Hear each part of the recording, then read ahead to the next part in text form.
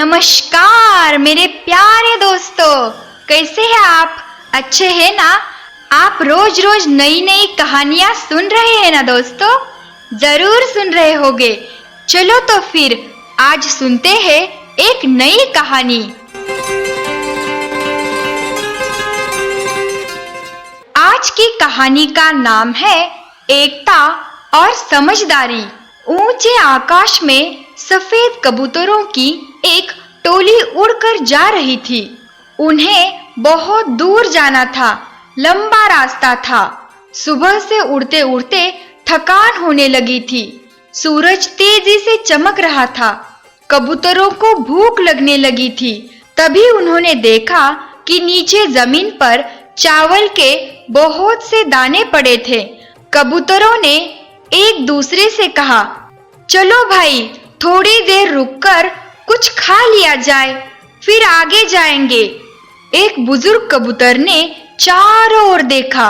वहां दूर दूर तक कोई घर या मनुष्य दिखाई नहीं दे रहा था। फिर चावल के ये दाने कहां से आए? बुजुर्ग कबूतर ने बाकी कबूतरों को समझाया, मुझे पता है कि यहाँ कुछ गड़बड़ है, तुम लोग नीचे मत उतरो। लेकिन किसी ने भी उसकी बात नहीं सुनी। सभी कबूतर तेजी से उतरे और दाना चुगने लगे।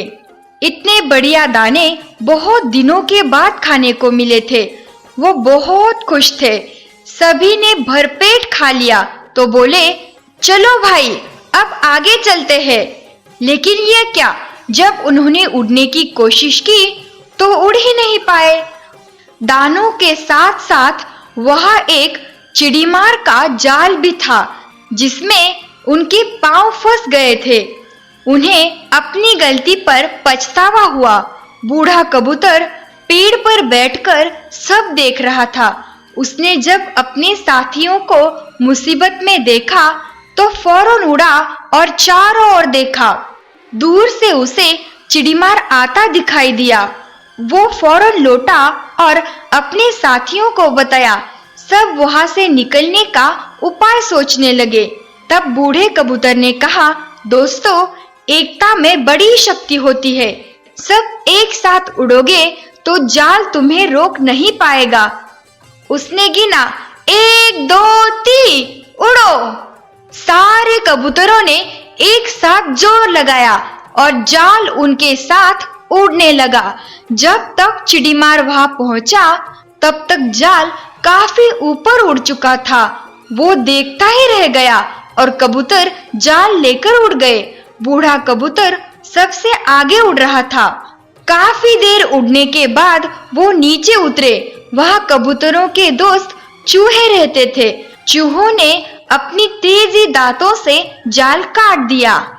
इस तरह बूढ़े कबूतर की समझदारी और साथ मिलकर काम करने से सभी कबूतर बच गए। तो मेरे प्यारे दोस्तों, पसंद आई ना आपको ये कहानी? आपको ये कहानी कैसी लगी मुझे जरूर बताना। हम सभी प्यारे दोस्तों को एक साथ जोड़ने के लिए मैं आरती नाइक चेंज मेकर इनकी बहुत ही आभारी हूँ। धन्यवाद।